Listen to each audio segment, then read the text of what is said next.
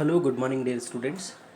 In the last video, we were discussing about the Gentleman of the Jungle story.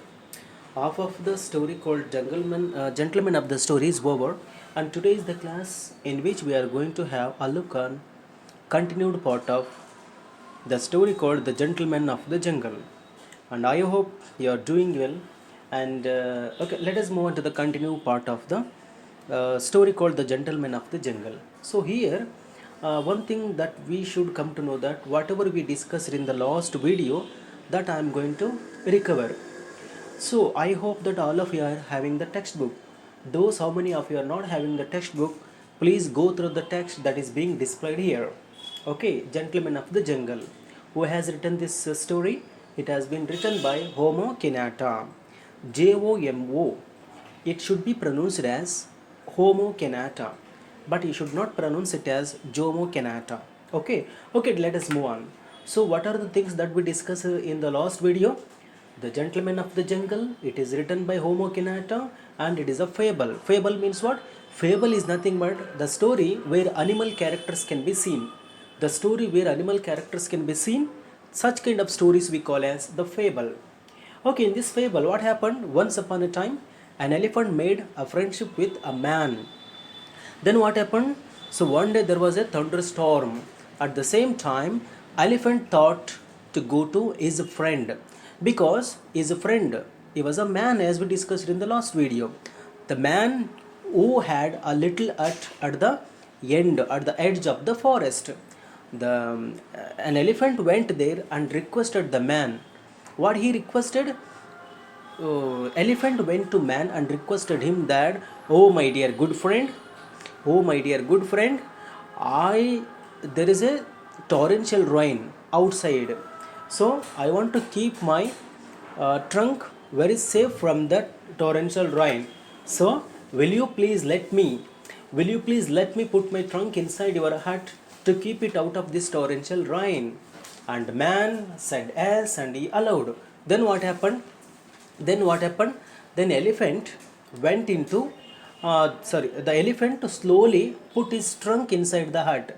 Then again slowly it put his head also. Then the whole body went into the hut. Then what happened? Then man was flung out in the rain. Now the man is in the torrential rain. So man couldn't see this. So man, he became very upset because he thought to help an elephant. But what to do? The elephant did not understand his deed.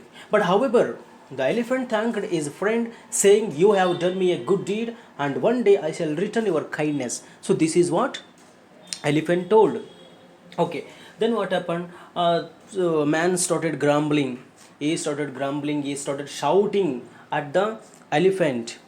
Okay, then what happened? By hearing the noise of the man, all the animals nearby in the forest came near, and they stood around and they started listening to the heated argument that were being held between the man and an elephant. So this is what happened in the last class. And then what happened? Then one thing that you should have to remember, that then the elephant told the man that, dear man, your skin is very harder than mine, so I want to keep my skin out of this torrential rain. I want to protect my skin, so I will be here only and you be outside only. Okay, all animals watching the heated arguments that were being held between man and the elephant. Then what happened? Then the thing is that the king of the lion, king of the forest. Who is the king of the forest? The king of the forest is lion. Lion came roaring. On hearing this, elephant came roaring. Lion came along the roaring, said in the loud voice that, don't you all know that I am the king of the jungle? How dare anyone disturb the peace of my kingdom? So the lion is very angry. And it started roaring. And the lion thought that there is a great disturbance in my kingdom. Who is that doing such a very big noise? because lion wanted to have the peace and tranquility in his kingdom, but someone is spoiling it. So lion told that, don't you all know that I am the king of the jungle? How dare anyone disturb the peace of my kingdom? Then on hearing this, elephant told that, who was one of the high ministers in the jungle kingdom, replied in a soothing voice and said. As soon as the elephant heard that the sound of the roaring sound of the lion, elephant tried to convey him. What did elephant tell? So elephant said that, my lord, there is no disturbance of the peace in your kingdom. I have only been having a little discussion with my friend here as to the position of this little hut, which your lordship says may occupy. As and when the lion came roaring, how dare you to how dare you to spoil the peace and tranquility of my kingdom? Then suddenly elephant told him that, oh my dear lord, oh my dear lord, so we are not going to disturb the peace in your kingdom. I have only been having a very little discussion with the man whether this hut belongs to him or me. Actually now I am inside this hut. The man is saying that hut belongs to him, but I am saying that hut belongs to me. So this is the small discussion that is being carried out here. This is what elephant told.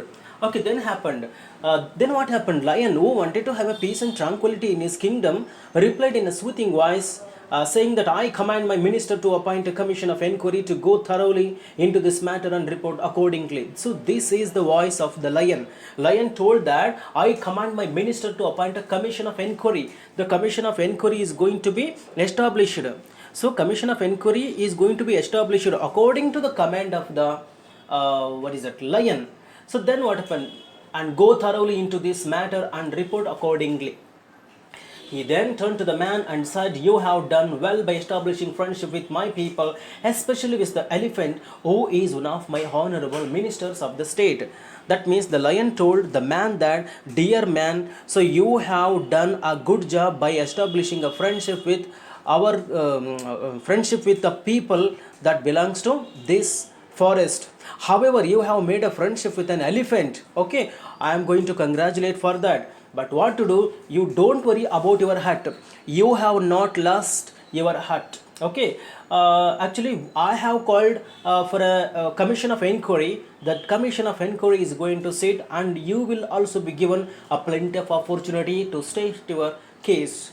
Tomorrow or day after tomorrow, commission of inquiry is going to sit there, and everyone will be given equal opportunity. Okay, whatever you are going to argue, when the commission of inquiry is set, you can tell whatever you want. Okay, I am sure that you will be pleased with the findings of the commission. What the commission is going to sit there, definitely that commission is going to give a justice for you. If really hut belongs to you, belongs to you, then definitely it will be returned back to you. The man was very pleased by these sweet words from the king of the jungle, and innocently waited for his opportunity in the belief that naturally the hut would be returned to him. The man thought that definitely the hut is going to return to him, and this is the belief that the man had. Then what followed? That this is what we discussed in the last class, my dear students. And one more thing, what happened? Okay, however, the lion commanded all his minister to appoint a commission of inquiry, and the man also thought that he would be naturally returned back his hut. But what happened? An elephant, obeying the command of his master, got busy with the other minister to appoint the commission of inquiry. However, the commission of inquiry has been appointed. As and when the commission of inquiry has been appointed, the man is eager to know that whether the hut is going to he is going to get the hut back. But what happened? Elephant also became very busy with this. Other ministers to appoint the commission of inquiry. The following elders of the jungle were appointed to sit in the commission. Okay, how many were there? Okay, dear students, this much we discussed in the last video. Okay, ninne ಏನೇನೆಲ್ಲ ನಾವು discussion ಮಾಡಿದ್ವಿ, that everything I told in a nutshell. Okay, what happened? Okay, let us move on. I'm sorry if I am in single language. I will be bilingual. I will use Kannada also. Okay, bilingual. Okay, try to listen everything in the language of the English, because it is the time to learn English along with the stories. Okay, if you read the stories and get 100 marks, there is no use. You should understand. Okay, ಇಷ್ಟೆಲ್ಲ ಆದ ನಂತರವಾಗಿ elephant ಅಂದ್ಕೊಳ್ತದೆ ಏನು ಮಾಡ್ತದೆ, ಸಾರಿ, elephant ಏನು ಮಾಡ್ತದೆ, lion ಹೇಳ್ತದೆ ಒಂದು commission of ಎನ್ಕ್ವೈರಿಯನ್ನು ಮಾಡಬೇಕು ಅಂತೇಳಿ. The elephant obeying the command of his master got busy with the other minister to appoint the commission of enquiry. Okay, lion ಹೇಳ್ಬಿಡ್ತು, ನೋಡಪ್ಪ ಒಂದು ವಿಚಾರಣಾ ಸಮಿತಿಯನ್ನು ನೀನು ರೆಡಿ ಮಾಡ್ಕೋ ಅಂತಬಿಟ್ಟು ಹೇಳ್ತು. ವಿಚಾರಣಾ ಸಮಿತಿಯನ್ನು ರೆಡಿ ಮಾಡ್ಕೋ ಅಂತಬಿಟ್ಟು ಹೇಳಿದಾಗ elephant obeying the command of his minister, ಅಂದರೆ ಆನೆ ಹೇಳಿರ್ತಕ್ಕಂತಹ ಒಂದು ಕಮಾಂಡನ್ನು, ಆದೇಶವನ್ನು ಶಿರಸಾವಹಿಸಿ ಏನು ಮಾಡ್ತದೆ, got busy with other minister to appoint the commission of enquiry. ಎಲ್ಲ ಬೇರೆ ಬೇರೆ ಮಿನಿಸ್ಟರ್ನೆಲ್ಲ ಕರೀತು.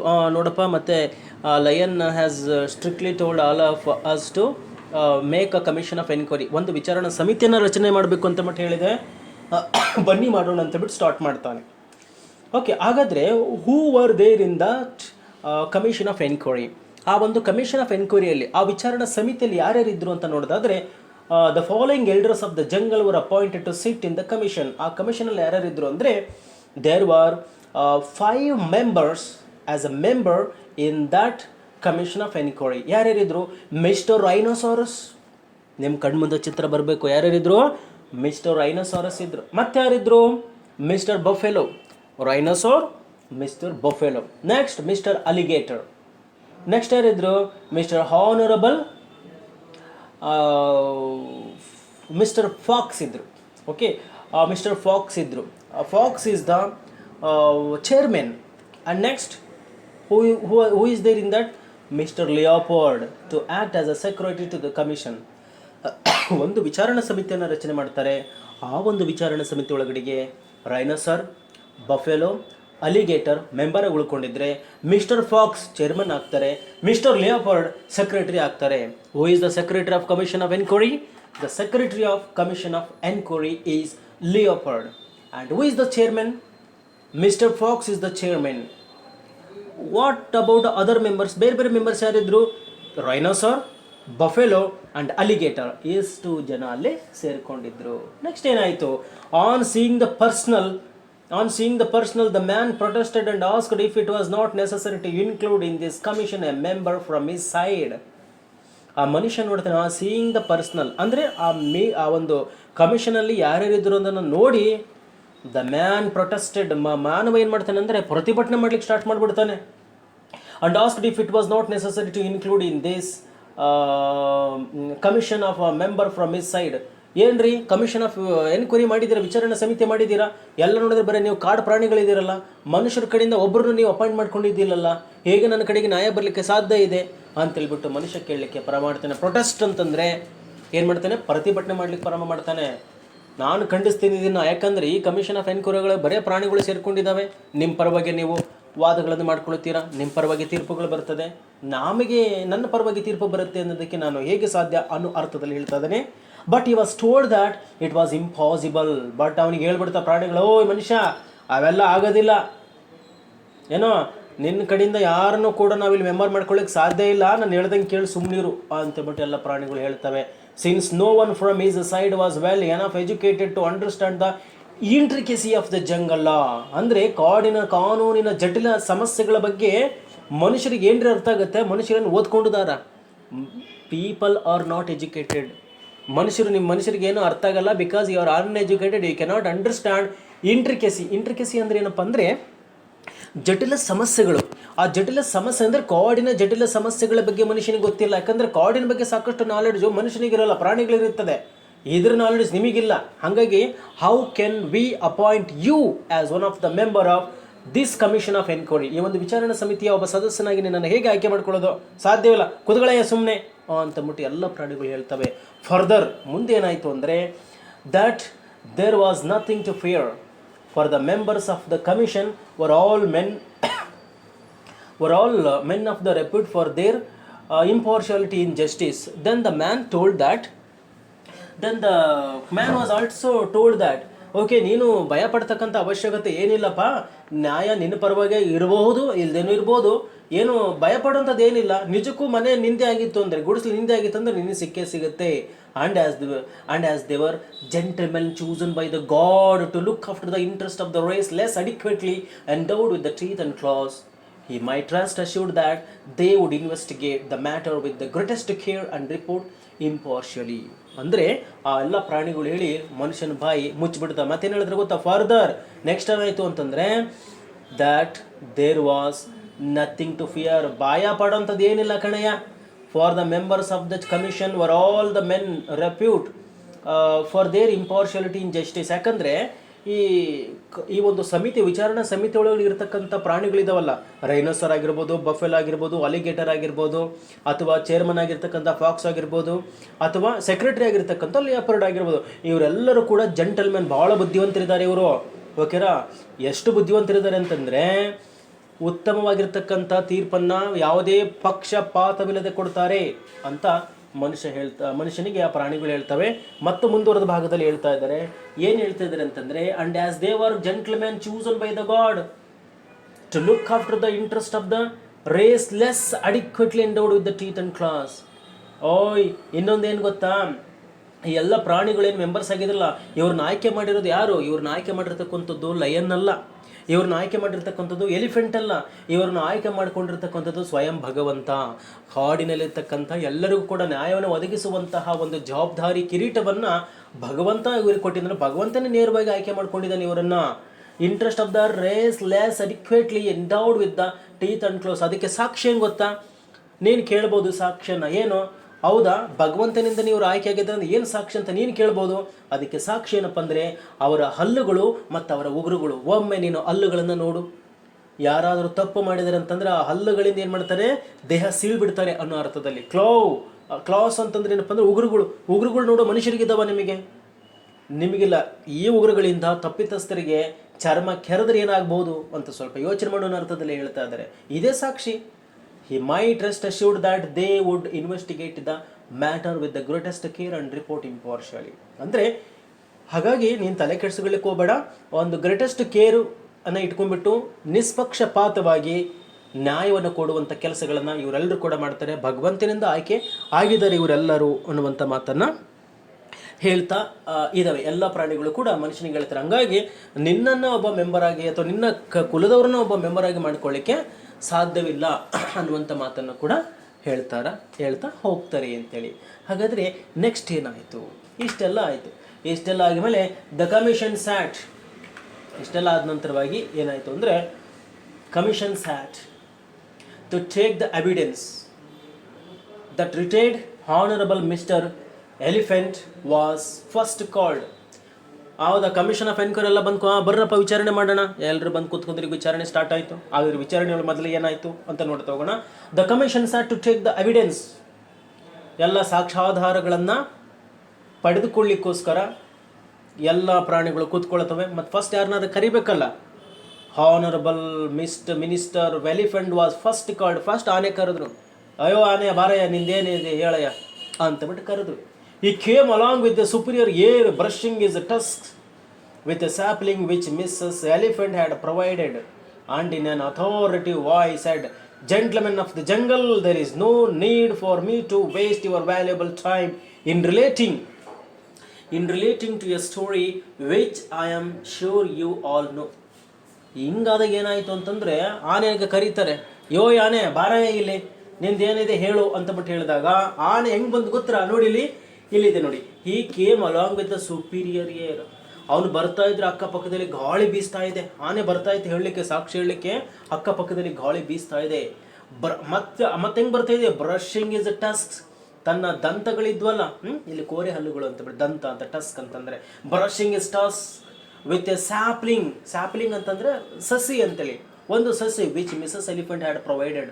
ಆ ಆನೆ ಸಾಕ್ಷಿ ಹೇಳಲಿಕ್ಕೆ ಬಂದಿತ್ತಲ್ಲ, ಆನೆಗೊಬ್ಬ ಹೆಂಡತಿ ಇತ್ತು, ಅದಕ್ಕೆ ಮಿಸ್ಸಸ್ ಎಲಿಫೆಂಟ್ ಅಂತ. ಆ ಹೆಂಡತಿ ಏನು ಮಾಡ್ತು, ಅಲ್ಲುಜ್ಜಿಕೆ ಅಂತಂದ್ಬಿಟ್ಟು ಒಂದು ಸ್ಯಾಪ್ಲಿಂಗನ್ನು ಕೊಟ್ಟಿತ್ತು. ಆ ಸ್ಯಾಪ್ಲಿಂಗನ್ನು ತಗೊಂಡು ತಿಕ್ಕೊಂತ ಬರ್ತಾ ಇದೆ. ಮತ್ತೆ and in on authority voice, ಅಂದರೆ ಭಾಳ ಮೇರು ಧ್ವನಿಯಲ್ಲಿ ಹೇಳ್ತಾ ಇದೆ, ಜೆಂಟ್ಲ್ಮೆನ್ ಆಫ್ ದ ಜಂಗಲ್. ಆ ಆನೆ ಬಂದು ಹೇಳ್ತಾ ಇದೆ, ಎಲ್ಲಿ ಕಮಿಷನ್ ಆಫ್ ಎನ್ಕ್ವೈರಿ ಎಲ್ಲ ಕೂತ್ಕೊಂಡಿದ್ರಲ್ಲ, ಅಲ್ಲಿ ಹೇಳ್ತಾ ಇದೆ, ಏನಂತ ಹೇಳ್ತಾ ಇದೆ ಅಂತಂದರೆ, gentlemen of the jungle, there is no need, ಅಂದರೆ ಕಾಡಿನ ಎಲ್ಲ ಬುದ್ಧಿವಂತರೇ, there is no need for me to waste your valuable time in relating to a story which I am sure you all know. ಆತ್ಮೀಯ ಕಾಡಿನ ಎಲ್ಲ ಬುದ್ಧಿವಂತರೇ, ನಿಮ್ಮ ಸಮಯವನ್ನು ಹರಣ ಮಾಡಲಿಕ್ಕೆ ನನಗೆ ಇಷ್ಟ ಇಲ್ಲ. ಯಾಕಂದರೆ ನಿಮಗೆಲ್ಲ ಕತೆ ನಮಗೆ ಗೊತ್ತಿದೆ. ಈ ಗುಡಿಸಲ ಬಗ್ಗೆ ಗೊತ್ತಿದೆ, ನನ್ನ ಬಗ್ಗೆ ಗೊತ್ತಿದೆ, ಮತ್ತು ಮನುಷ್ಯನ ಬಗ್ಗೆ ಗೊತ್ತಿದೆ. ಇಡೀ ಸ್ಟೋರಿಯನ್ನು ನಿಮಗೆ ಗೊತ್ತಿರೋದ್ರಿಂದ ಮತ್ತೆ ನಾನು ರಿಪೀಟ್ ಮಾಡೋದ್ರ ಮುಖಾಂತರವಾಗಿ ಯಾವುದೇ ಕಾರಣಕ್ಕೂ ನಿಮ್ಮ ಸಮಯವನ್ನು ನಾನು ಹರಣ ಮಾಡೋದಿಲ್ಲ ಅಂತಬಿಟ್ಟು ಹೇಳ್ತದೆ. ಮತ್ತೆ ಮುಂದುವರಿಸ್ತದೆ ಆನೆ.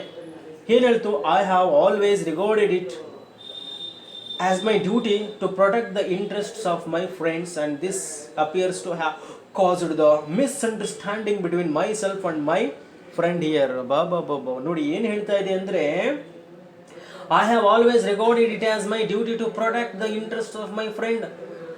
ಆನೆ ಹೇಳ್ತಾ ಇದೆ, ನೋಡ್ರಪ್ಪ ನಿಮಗೆಲ್ಲ ಗೊತ್ತಿದೆ, ಮತ್ತೆ ಕತೆ ರಿಪೀಟ್ ಮಾಡ್ಲಿಕ್ಕೆ ಹೋಗಲ್ಲ, ನಿಮಗೆಲ್ಲ ಗೊತ್ತಿದೆ. ಇಲ್ಲಿ ಸ್ನೇಹಿತರ ಒಂದು ಆಸೆ ಆಕಾಂಕ್ಷೆಗಳನ್ನು ರಕ್ಷಣೆ ಮಾಡಬೇಕು ಅನ್ನುವಂಥದ್ದು ನನ್ನ ಗುರಿ ಆಗಿದೆ.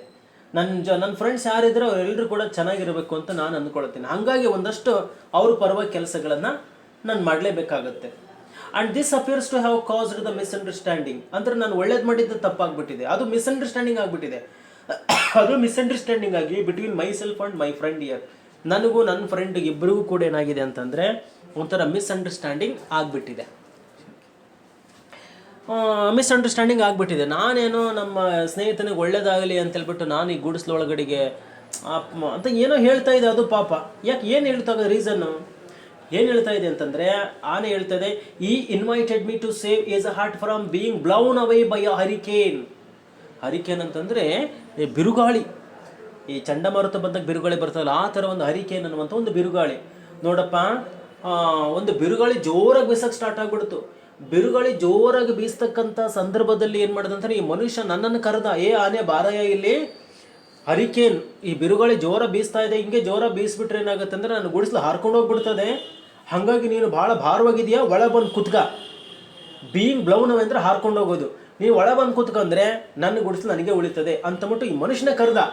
ಅದಕ್ಕೋಸ್ಕರ ಒಳಗೆ ಬಂದೆ ನಾನು ಅಂತಂದ್ಬಿಟ್ಟು ಆನೆ ಹೇಳ್ತಾ ಇದೆ. ನೋಡಿ ಎಷ್ಟು ಕಪಟಿ ಇದೆ ಅಲ್ವಾ ಆನೆ. ಆನೆ ಅಂದರೆ ಯಾರು? ಯುರೋಪಿಯನ್ನರು ಆಫ್ರಿಕನ್ನರಿಗೆ ಈ ರೀತಿಯಾಗಿ ಹೇಳಿಬಿಟ್ಟು ಒಳಗೆ ನುಸುಳಿದ್ರು ಅನ್ನೋದು ಅರ್ಥನ ಒಂದು ಕಥೆಯ ಮುಖಾಂತರವಾಗಿ, ಪ್ರಾಣಿಗಳಿಗೆ ಹೋಲಿಕೆ ಮಾಡೋದ್ರ ಮುಖಾಂತರವಾಗಿ ಈ ನರೇಟರ್ ಹೇಳುವಂಥ ಪ್ರಯತ್ನಗಳನ್ನು ಮಾಡಿದ್ದಾರೆ.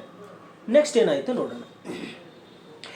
Has the hurricane had gained access owing to the unoccupied space in the hut, I considered it necessary in my friend's own interest to turn the undeveloped space to a more economic use by sitting in it myself. ಅವಾಗ ಅವನು ಕೇಳಿದಾಗ, ನನ್ನ ಸ್ನೇಹಿತ ಕೇಳಿದ್ರಲ್ಲೂ ಕೂಡ ಒಂದು ಅರ್ಥ ಇದೆ. ನಾನು ಒಳಗಡೆಗೆ ಕೂತ್ಕೊಳ್ಳಿಲ್ಲ ಅಂತಂದರೆ ಅದು ಹಾರ್ಕೊಂಡು ಹೋಗ್ಬಿಡುತ್ತೆ, ನನ್ನ ಸ್ನೇಹಿತನಿಗೆ ಒಳ್ಳೇದಾಗಲಿ ಅಂತಂದ್ಬಿಟ್ಟು ನಾನು ಗುಡಿಸಲ ಒಳಗಡೆಗೆ ಹೋಗಿ ಕೂತ್ಕೊಂಡೆ ಕಣ್ರಿ, ಅಷ್ಟೇ ಮಾಡಿದ್ದು. ಇವನು ನಂದು ತಪ್ಪು ಹಂಗಂದು ಹೋಗಿದ್ದಾನೆ. ನೆಕ್ಸ್ಟ್ ಏನಾಯಿತು? A duty which any of you would undoubtedly have performed with equal readiness in a similar circumstances. ಇದೇ ಪರಿಸ್ಥಿತಿ ಒಳಗಡೆಗೆ ನಿಮ್ಮ ಸ್ನೇಹಿತರು ಯಾರಾದರೂ ಕೇಳಿದ್ರೆ ನೀವು ಕೆಲಸ ಮಾಡ್ತಿದ್ರೆ ಇಲ್ಲ ಹೇಳ್ರಿ, ಮಾಡ್ತಿದ್ರಿ ತಾನೆ, ಅದೇ ಕೆಲಸ ನಾನು ಮಾಡಿದ್ದೀನಿ, ತಪ್ಪಾ ಅಂತನ್ಬಿಟ್ಟು ಆ ಪ್ರಾಣಿ ಏನು ಮಾಡ್ತಾ ಇದೆ ಅಂತಂದರೆ ಎಲ್ಲ ಪ್ರಾಣಿಗಳಿಗೂ ಕೇಳ್ತಾ ಇದೆ. ನೆಕ್ಸ್ಟ್ ಏನಾಯಿತು ಅಂದರೆ, after hearing this the honourable mister elephant's conclusive evidence, the commission called Mr. Hena and other elders of the jungle who all supported the Mr. Elephant had said. ಆನೆ ಇಷ್ಟೆಲ್ಲ ಹೇಳಿದ ಮೇಲೆ ಆನೆ ಮಾತಿನಲ್ಲಿ ಒಂದು ಸತ್ಯಾಂಶ ಅನ್ನುವಂಥದ್ದು ಎಲ್ರಿಗೂ ಕಾಣಲಿಕ್ಕೆ ಸ್ಟಾರ್ಟ್ ಆಯಿತು. ಏನಾಯಿತು ಅಂತಂದರೆ ಹೇಳ್ತಾರೆ ನೋಡಿ, after hearing the honourable minister elephant's conclusive evidence, ಒಂದು ನಿರ್ಣಾಯಕವಾಗಿರ್ತಕ್ಕಂಥ ಸಾಕ್ಷಿಯನ್ನು ಆನೆ ಕೊಡ್ತದೆ. ನಿರ್ಣಾಯಕವಾಗಿರ್ತಕ್ಕಂಥ ಸಾಕ್ಷಿಯನ್ನು ಆನೆ ಕೊಟ್ಟಂಥ ಸಂದರ್ಭದಲ್ಲಿ ಎಲ್ಲ ಪ್ರಾಣಿಗಳಿಗೂ ಸರಿ ಅಂತ ಅನಿಸುತ್ತೆ. ಅಯ್ಯೋ ಹೌದಲ್ವಾ, ನಮ್ಮ ಸ್ನೇಹಿತನೂ ಕೂಡ ಇಂಥ ಕಷ್ಟದಲ್ಲಿದ್ದರೆ ನಾವು ಅದೇ ಕೆಲಸ ಮಾಡ್ತಿದ್ವಲ್ವಾ ಅಂತ ಅಂದ್ಕೊಳ್ತಾನೆ. ನೆಕ್ಸ್ಟ್ ಏನಾಯ್ತು ನೋಡಿ, the commission called mister hyena and other elders of the jungle.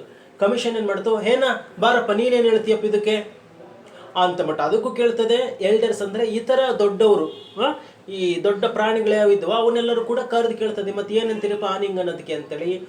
All supported mister elephant had shed. Mister elephant ಏನು ಹೇಳಿತ್ತಲ್ಲ ಅದಕ್ಕೆ ಎಲ್ಲರೂ ಕೂಡ ಸಪೋರ್ಟ್. ಇಲ್ಲ ರೀ, ಎಲಿಫೆಂಟ್ ಹೇಳಿದ್ದೆ ಕರೆಕ್ಟ್ ರೀ, ಹಾಗಾಗಿ ನಾವು ಎಲಿಫೆಂಟ್ಗೆ ಸಪೋರ್ಟ್ ಮಾಡ್ತೀವಿ. ಈ ಮನುಷ್ಯ ಕರೆದದಕ್ಕೆ ತಾನೇ ಬಂದಿದ್ದ, ಅದು ಎಲಿಫೆಂಟ್ ಏನೇ ಮಾಡಿದ್ರು ಒಳ್ಳೆ ಕೆಲಸ ಮಾಡಿದೆ ಅಂತಂದು ಎಲ್ಲ ಪ್ರಾಣಿಗಳು ಹೇಳ್ತವೆ. They then called the man. ಆವಾಗ ಮನುಷ್ಯನ ಕರೀತೆ, ಮನುಷ್ಯ ಬಾರಯ್ಯ ನಿಂದೇನೈತಿ ಹೇಳ್ಬಾ ಅಂತಬಿಟ್ಟು ಮತ್ತೆ ಸಾಕ್ಷಿ ಅವನಿಗೆ ಕೇಳಬೇಕಾಗಿತ್ತಲ್ಲ. They then called the man who began to give his own account of the dispute. ಏನು ನಡೀತು ಅಂತೇಳಿ ಮನುಷ್ಯ ತನ್ನದೇ ಆದ ಧಾಟಿಯಲ್ಲಿ ಹೇಳಲಿಕ್ಕೆ ಪ್ರಾರಂಭ ಮಾಡ್ತಾನೆ. But the commission cut him short. ಅವನೇನು ಮಾತಾಡೋಕ್ಕೂ ಬಿಡಲಿಲ್ಲ. ಕಟ್ ಹಿಮ್ ಶಾರ್ಟ್ ಅಂದರೆ ಮಾತನ್ನು ಅರ್ಧಕ್ಕೆ ನಿಲ್ಲಿಸೋದು. ಕಟ್ ಹಿಮ್ ಶಾರ್ಟ್ ಅಂತಂದರೆ ನಿಮ್ಗೆ ಯಾರೋ ಏನೋ ಕೇಳ್ತಾರೆ, ಅದಕ್ಕೆ ಉತ್ತರ ಕೊಡೋಕೆ ಹೋಗ್ತೀರಾ, ಪೂರ್ತಿ ಉತ್ತರ ಹೇಳಕ್ಕೆ ಬಿಡಲ್ಲ. ತಡಿಯಯ್ಯ ಇಲ್ಲಿ ಗೊತ್ತೈತೆ ನಮಗೆಲ್ಲ, ಅದನ್ನ ಕಟ್ ಹಿಮ್ ಶಾರ್ಟ್ ಅಂತ ಹೇಳ್ತಾರೆ. ಒಬ್ಬರ ಮಾತನ್ನು ಅರ್ಧಕ್ಕೆ ನಿಲ್ಲಿಸೋದು cut him short. Cut him short ಮಾಡಿಬಿಟ್ಟು ಹೇಳ್ತಾರೆ, ಹೇಳ್ತಾರೆ, ಮೈ ಗುಡ್ ಮ್ಯಾನ್, ಓ ಒಳ್ಳೆ ಮನುಷ್ಯನೇ, please confine yourself to the relevant issues. ಏನೇನೋ ಹೇಳ್ಬೇಡಯ್ಯ, ನೇರ ವಿಷಯಕ್ಕೆ ಬಾ. We have already heard the circumstances from various unbiased sources. ಬೇರೆ ಬೇರೆ ಮೂಲಗಳಿಂದ ಏನು ಘಟನೆ ಸಂಭವಿಸ್ತು ಅಂತ ನಾವೆಲ್ಲ ತಿಳ್ಕೊಂಡಿದ್ದೀವಿ, ನೀನೇನು ಜಾಸ್ತಿ ಹೇಳೋದು ಬೇಡ ಅಂತ ಕಮಿಷನ್ ಹೇಳ್ಬಿಡ್ತದೆ. All we wish you to tell us is whether the undeveloped space in your heart was occupied by anyone else before Mr. Elephant assumed his position. ಏನಿಲ್ಲ, ಒಂದು ಪ್ರಶ್ನೆ ಕೇಳ್ತೀನಿ, ಉತ್ತರ ಹೇಳು ಮನುಷ್ಯ.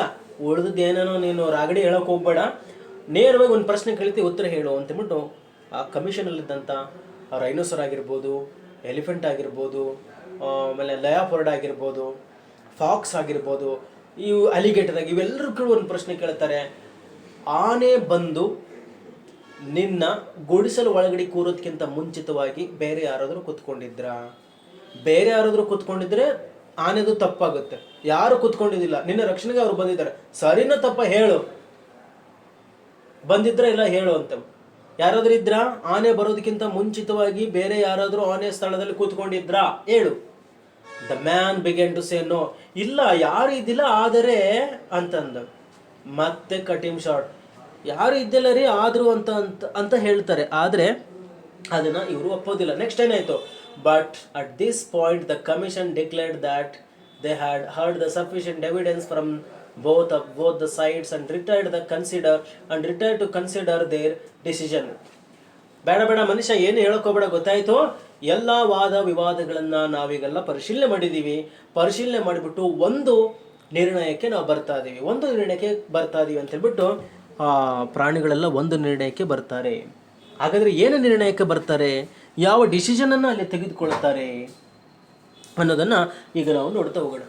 ಏನಾಯ್ತು ಅಂದ್ರೆ, after enjoying a delicious meal at the expense of the retired honourable mister elephant, they reached their verdict. ಎಲ್ಲ ವಾದ ವಿವಾದಗಳನ್ನ ಗಮನಿಸಿ ಒಂದು ತೀರ್ಪಿಗೆ ಬರ್ತೀವಿ. ಆ ತೀರ್ಪಿಗೆ ಬರೋಕ್ಕಿಂತ ಮುಂಚೆ ಬರ್ರಿ ಎಲ್ಲರೂ ಊಟ ಮಾಡೋಣ ಅಂತಬಿಟ್ಟು ಊಟಕ್ಕೆ ಅರೇಂಜ್ ಮಾಡಿದ್ರು. ಯಾರು ಅರೇಂಜ್ ಮಾಡಿದ್ರು? ಎಲಿಫೆಂಟು ತನ್ನ ಸ್ವಂತ ಖರ್ಚಿನಲ್ಲಿ ಒಂದು ಭರ್ತಿ ಭೋಜನವನ್ನು ರೆಡಿ ಮಾಡಿಬಿಟ್ಟು ತಾನೆ. ಮಿಸ್ಟರ್ ಎಲಿಫೆಂಟ್ ಅರೇಂಜ್ ಮಾಡಿರ್ತಕ್ಕಂಥ ಊಟ ಮಾಡಿಬಿಟ್ಟು ಎಲ್ಲರೂ ಸೇರಿ ಬರ್ರಪ್ಪ ತೀರ್ಪಿಗೆ ಕೂತ್ಕೊಳ್ಳೋಣ. ವೆರಡಿಕ್ಟ್ ಅಂದ್ರೆ ತೀರ್ಪು ಅಂತ ಹೇಳ್ಬಿಟ್ಟು ವೆರಡಿಕ್ಟಿಗೆ ಕೂತ್ಕೊಳ್ತಾರೆ. ಕೂತ್ಕೊಂಡು ಕಾಲ್ಡ್ ದ ಮ್ಯಾನ್, ಕರೀರಿ ಆ ಮನುಷ್ಯನ, ಯೋಯ್ ಬಾರ ಇಲ್ಲಿ. ಆ ಮನುಷ್ಯನ ಕರೀತಾರೆ. ಕರೆದೇನದು ಅಂಡ್ ಡಿಕ್ಲೇರ್ಡ್ ಆಸ್ ಫಾಲೋಸ್. ಒಂದು ತೀರ್ಪನ್ನ ಕೊಟ್ಬಿಡ್ತಾರೆ. ಪಾಪ ಮನುಷ್ಯ ನೋಡಿ ಏನನ್ನು ಅನ್ಕೊಂಡಿದ್ದ. ಮನುಷ್ಯ ಅಂದ್ರೆ ಯಾರು ಇಲ್ಲಿ? ಆಫ್ರಿಕನ್ನರು. ಪ್ರಾಣಿಗಳಂದ್ರೆ ಯಾರು?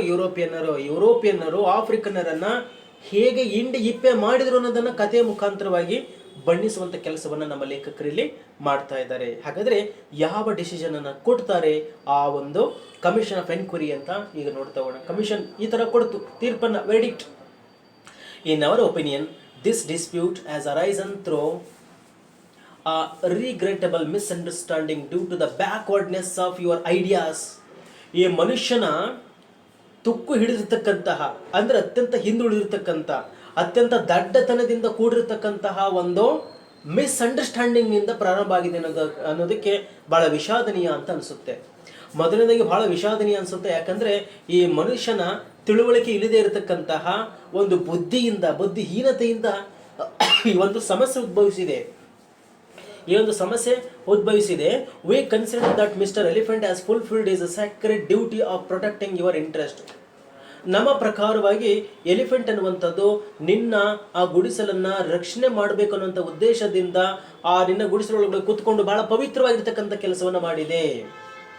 ಸ್ಕೇರ್ ಡ್ಯೂಟಿ ಅಂದರೆ ಪವಿತ್ರವಾಗಿರ್ತಕ್ಕಂಥ ಕೆಲಸ ಮಾಡಿದೆ. As it is clearly for your good that the space should be put to its most economic use. And as you yourself have not yet reached the stage of expansion which would enable you to fill it. ಯಾಕೆಂದರೆ ಆನೆ ಅನ್ನುವಂಥದ್ದು ಬಹಳ ಒಳ್ಳೆ ಕೆಲಸ ಮಾಡಿದೆ, ಆ ಕೆಲಸವನ್ನು ನೀನಂತೂ ಮಾಡಲಿಕ್ಕೆ ಆಗ್ತಾ ಇರಲಿಲ್ಲ. ಹಾಗಾಗಿ we consider it necessary to arrange a compromise to suit both parties. ಹಾಗಾಗಿ ಇಬ್ಬರಿಗೂ ಒಳ್ಳೇದಾಗಬೇಕು, ಯಾರಿಗೂ ಅನ್ಯಾಯ ಆಗಬಾರ್ದು ಅಂತಹ ಒಂದು ತೀರ್ಮಾನವನ್ನು ನಾನೇ ಕೊಡ್ತಾ ಇದ್ದೀನಿ ಅಂತೇಳ್ಬಿಟ್ಟು ಈಗ ತೀರ್ಪನ್ನು ಹೇಳ್ತಾ ಇದೆ. ಏನು ಹೇಳ್ತದೆ ಮುಂದಂತಂದರೆ, mister elephant shall continue his occupation of your heart. ನೋಡ್ರಿ ಹೆಂಗೈತಿ, ಎಲ್ಲ ಪ್ರಾಣಿಗಳು ಸೇರಿ ಈಗ ಎಲಿಫೆಂಟ್ ಕಡೆಗೆ ಮಾತಾಡ್ತಾ ಇದ್ದಾವೆ. ಮಿಸ್ಟರ್ ಎಲಿಫೆಂಟ್ ನೋಡಿಲಿ, ಭಾಳ noted point. Mister elephant shall continue his occupying of your hut. ಆನೆ, ನೀನು ಯಾವ ಗುಡಿಸಲಿನಲ್ಲಿ ಇದ್ದೋ ಆ ಸ್ಥಳವನ್ನು ಆಕ್ರಮಣ ಮಾಡಿದ್ದೋ ನೀನು ಅಲ್ಲೇ ಇದ್ದುಬಿಡು, ಆ ಗುಡಿಸಲು ನಿಂದೆ ಅಂದ್ಬಿಡ್ತದೆ. But we give you permission to look for a site. ಆನೆ ಅಲ್ಲೇ ಇರ್ತದೆ, ಮನುಷ್ಯ ಆನೆ ಅಲ್ಲೇ ಇರಲಿ, ಆನೆ ಒಳ್ಳೆ ಕೆಲಸ ಮಾಡಿದೆ, ಹಾಗಾಗಿ ಆನೆಗೆ ಆ ಒಂದು ಹಟ್ಟು ಸಲ್ಲುತ್ತೆ. ಮತ್ತು ನೀನೇನು ಮಾಡ್ಬೇಕು ಗೊತ್ತಾ, but we give you permission to look for a site where you can build another hut more suited to your needs. ನಿನಗೆ ಹೆಂಗೆ ಬೇಕಂಗೆ ಕಟ್ಕೊಳ್ಳಪ್ಪ, ಒಂದು ಬೇರೆ ಸೈಟ್ ನೋಡ್ಕೊ ಹೋಗಿ. ಎಲ್ಲಾದ್ರೂ ಇದೇ ಕಾಡಿನಲ್ಲಿ ಯಾವುದೋ ಒಂದು ಮೂಲೆಯಲ್ಲಿ ಒಂದು ಒಳ್ಳೆ ಸೈಟ್ ನೋಡ್ಕೊಂಡು ನೀನು ಮನೆ ಕಟ್ಕೊ ಹೋಗಲ್ಲಿ. ಈಗಿರೋದು ಯಾರಿಗಿದು? ಎಲಿಫೆಂಟಿಗೆ. ಅಂದರೆ ಯುರೋಪಿಯನ್ನರು ಆಫ್ರಿಕಾಗೆ ಬಂದಂಥ ಸಂದರ್ಭದಲ್ಲಿ ಭೂಮಿಯನ್ನು ಈ ಥರ ಕಬಳಿಕೆ ಮಾಡ್ತಾ ಬಂದರು. ಇಲ್ಲ, ಇದು ಯುರೋಪಿಯನರಿಗೆ ಸಂಬಂಧಪಟ್ಟಿದ್ದು, ನೀವು ಬೇರೆ ಕಡೆಗೆ ಹೋಗಿ ಮನೆ ಕಟ್ಕೊಳ್ಳಿ ಅಂತೇಳಿಬಿಟ್ಟು ಹೇಳಿ ಭೂಮಿಯನ್ನು ಏನು ಮಾಡಿದ್ರು, ಕಬಳಿಕೆ ಮಾಡ್ತಾ ಹೋದ್ರು. ನಿಮಗೆ ಹೆಂಗೆ ಬೇಕಂಗೆ ಮನೆ ಕಟ್ಟಿಗೆ ಹೋಗ್ರಿ ಅನ್ನೋ ಒಂದು ತೀರ್ಪನ್ನು ಕೊಡ್ತದೆ. ನೋಡಿ ಏನಾಯಿತು. And we will see that you are well protected. ಮನೆ ಕಟ್ಕೋ, ನಿನಗೆ ಅಲ್ಲಿ ಪ್ರೊಟೆಕ್ಷನ್ ಇದೆನೋ ಇಲ್ಲ ಅಂತೇಳಿ ನಾವು ಆಮೇಲೆ ಬಂದು ನೋಡ್ತೀವಿ ಅಂತಬಿಟ್ಟು ಹೇಳ್ತಾರೆ. ಪಾಪ ಈ ಮನುಷ್ಯನ ಕತೆ ಏನಾಗಿರಬಾರ್ದು, ಹೌದಲ್ವಾ? ಈ ಮನುಷ್ಯನ ಕತೆ ಏನಾಯಿತು ಅಂತಂದರೆ ಇಲ್ಲಿ ಹೇಳ್ತಾ ಹೋಗ್ತಾರೆ ನೋಡಿ, the man having no alternative. ಬೇರೆ ದಾರಿ ಕಾಣೋದಿಲ್ಲ. ಹ್ಯಾವಿಂಗ್ ನೋ ಆಲ್ಟರ್ನೇಟಿವ್ ಅಂದರೆ ಬೇರೆ ಯಾವುದೇ ದಾರಿಗಳಿಲ್ಲ. ಮನುಷ್ಯನಿಗೆ ಬೇರೆ ದಾರಿಗಳು ಯಾವುದೇ ಇಲ್ಲದ್ರಿಂದ ಭಾಳ ದುಃಖ ತಪ್ಪನಾಗಿರ್ತಕ್ಕಂಥ ಅವನು ಮುಂದೆ ಏನು ಮಾಡ್ತಾನೆ ಅನ್ನೋದನ್ನು ಮುಂದಿನ ತರಗತಿಯಲ್ಲಿ ಚರ್ಚೆ ಮಾಡೋಣ ಅಂತ ಹೇಳ್ತಾ ಇವತ್ತಿನ ತರಗತಿಯನ್ನು ಮುಕ್ತಾಯ ಮಾಡ್ತಾ ಇದ್ದೀನಿ. Thank you. Have a nice day.